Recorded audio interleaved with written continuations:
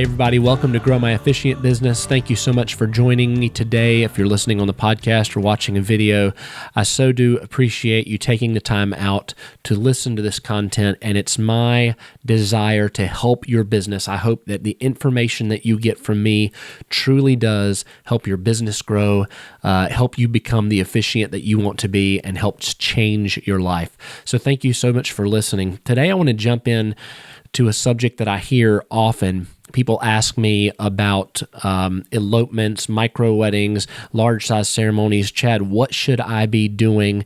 How do I know what to do? And what will attract more customers and clients to me? And I'm going to cover just a few items right off the top of my head that I want to clear some things up. The first thing is you need to understand that every area of wherever you're at, if you're in the United States, if you're in the UK, no matter where you're at, there are rural areas and there are areas that are less populated.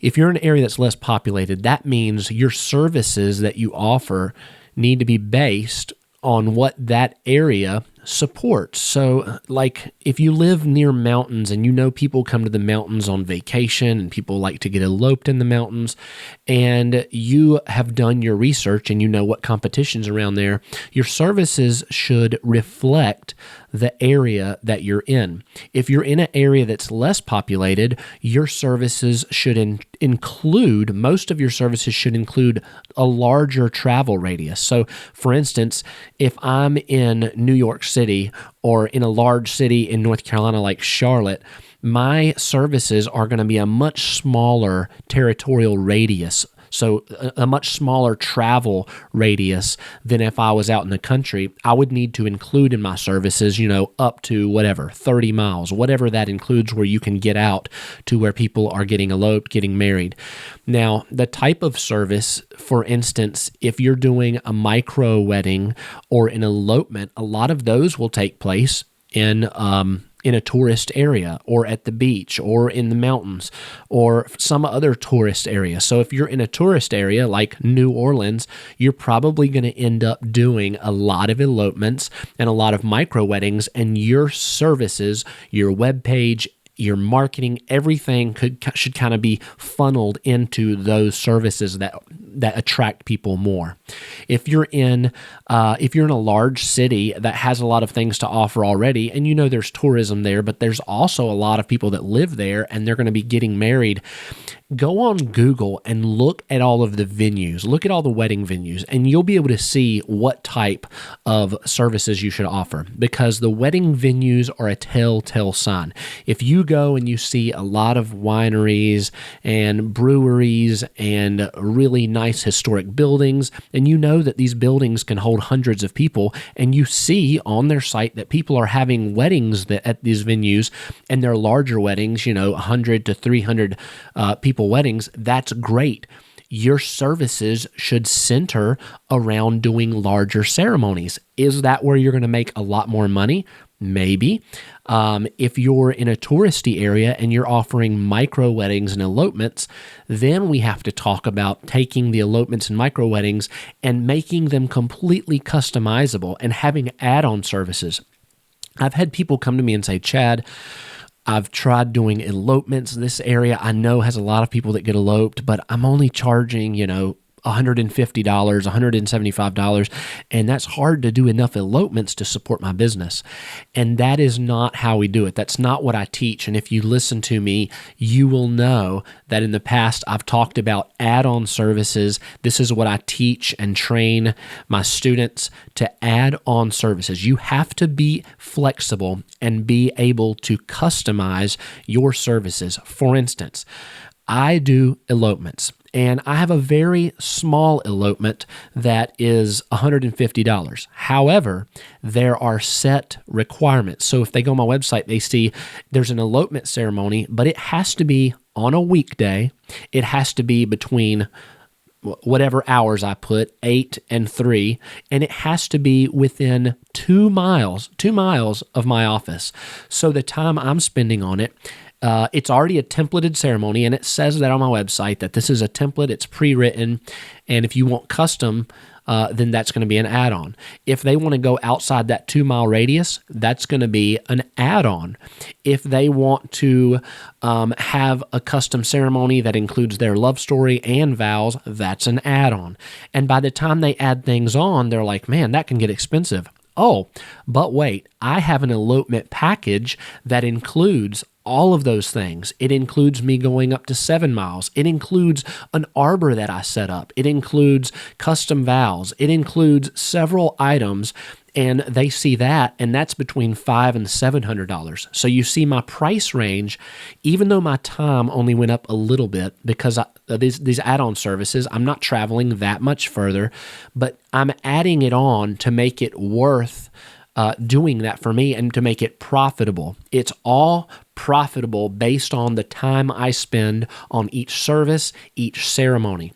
If you are spending many, many hours on an elopement preparing because you're doing a custom ceremony and you're doing custom vows and you're traveling 5 miles instead of 1 or 2, then you're shooting yourself in the foot because you can easily add on services to the micro weddings and the elopements. And then when people see the a la carte, the add-on services, and say, well, that's expensive, you say, I've got a package for that.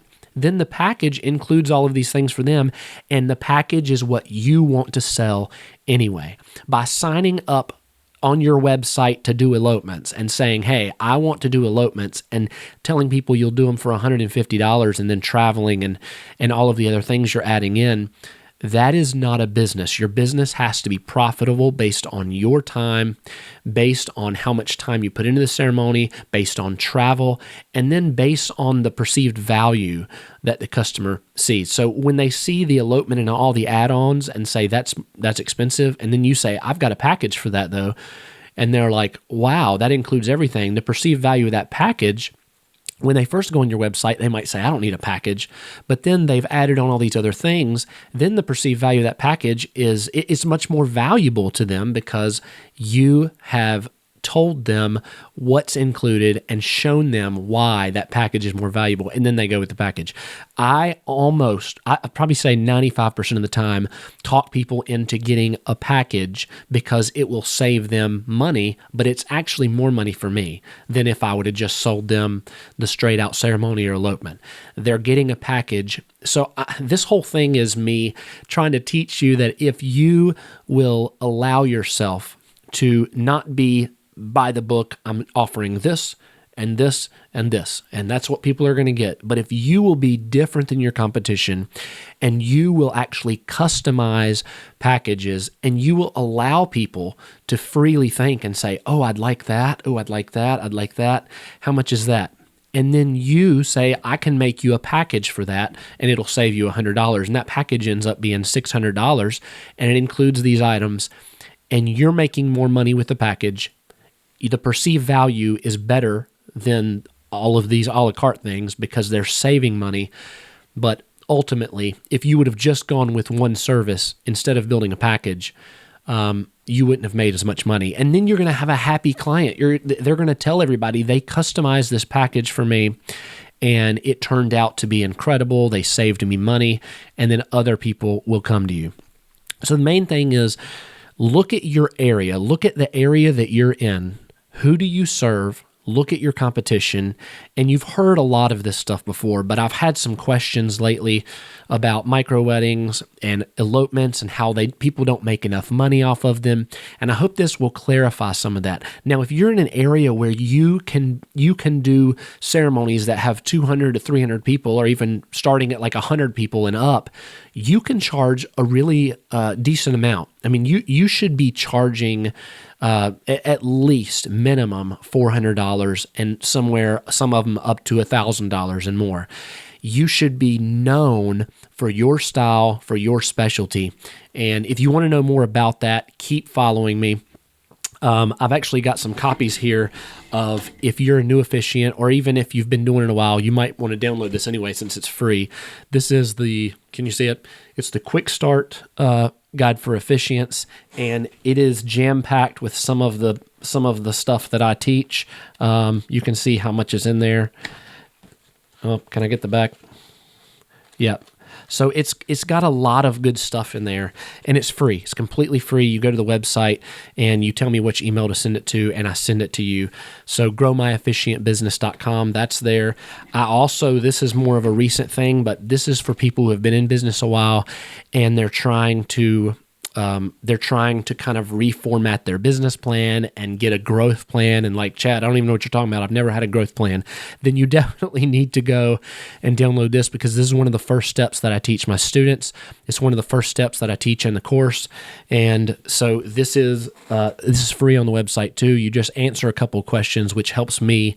And the questions are, hold on, I can't think. The questions are, what do you struggle with in your business? And then why? That's basically the questions. It's 2 questions. And then you can get the guide to building, can you see this? I hope you can. Building wedding business relationships. And this is incredible. Even if you've been in business a while, it has the guide, and then it has a worksheet for you to do. And so it's a really valuable tool. And if you've never done this, if you've never built relationships with other wedding vendors and wedding professionals in your area, it is one of the reasons my wedding business blew up, and I was able to make over $100,000 a year in my business because of this step. Now, there's a lot of other steps that I teach and things that I do, but this is one of the big ones. And if you've never done it, please go download this. It will help your business tremendously. Now, a lot of people have downloaded things and said, Chad, I like it. That was a great resource. I'm still struggling in my business. And my next question is, have you gone through this? Have you printed it out and highlighted things in there that you're not doing and implemented them? Well, I read through it and I looked at some things and I was like, oh, that's a great idea, but I haven't really implemented a lot in it. Implement the things. And then people that have downloaded this say, Chad, this is an awesome resource and I can't wait to implement it.